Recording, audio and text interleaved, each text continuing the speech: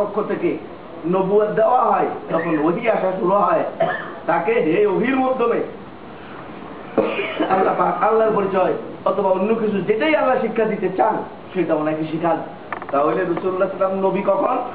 40 বছর বয়সে গারে হেরাতে সর্বপ্রথম যেদিন উনি জিব্রাইলের সাথে মোলাকাত করে জিব্রাইল এই কথা বলেন যে ইকরা বিসমি রাব্বিকাল্লাযী খালাক, সেদিনই ওনাকে কি বানানো হয়েছে? নবী বানানো হয়েছে।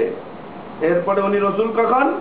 ওই যে সেদিন তাফসীর করছিলাম ইয়া আইয়ুহাল মুদাসসির কুম ফাআনজির, অর্থাৎ যখন ওনাকে দাওয়াতের দায়িত্ব দেওয়া হলো। কি দাওয়াত? কুম ফাআনজির ওয়া রাব্বাকা ফাকাব্বির ওয়া সিয়াবাকা ফাতাহহির ওয়ার রুজজা ফাহজুর, এভাবে শুরু হলো। কি করবেন?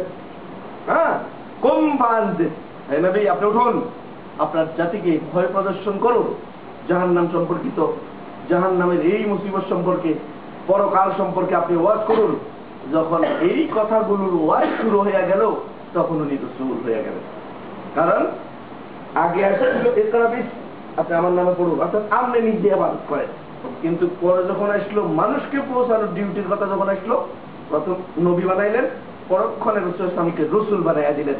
এইভাবে প্রত্যেক নবী আগে নবী হয়, পরক্ষণে রিসালাত প্রাপ্ত হন অথবা হন না। যারা হয়েছেন তাদেরকে আমরা জানি, কিতাব যেগুলি পাইছেন। এখন রাসূল এবং নবীর মধ্যে ফারাকটা বুঝছেন?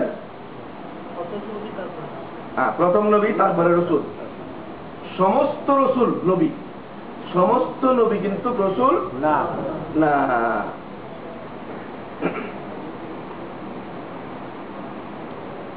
এখন কত হইল এই নবী আমরা জানলাম ওনার জন্ম পরিচয়। উনি জন্ম কোথায় নিলেন? মক্কাতে। কতদিন ছিলেন সেটাও জানলাম। কোথায় পরে গেলেন? আল্লাহর হুকুমে মদিনায় চলে গেলেন, সেটাও জানলাম। এখন কত হলো উনি আসলেন কেন? ওনাকে পাঠানো হইল কেন? উদ্দেশ্যটা এখানে বলেন যে কেন এবং কি নিয়ে ওনাকে পাঠানো হয়েছে। কেন এবং দুটা প্রশ্ন এখানে। একটা হলো উনি কেন আসলেন, আর একটা হলো উনি কি নিয়ে আসলেন। এখানে বলেন ফাকাত আরসালা বিতাওহীদিল্লাহি তাআলা ওয়া শরীআতিহি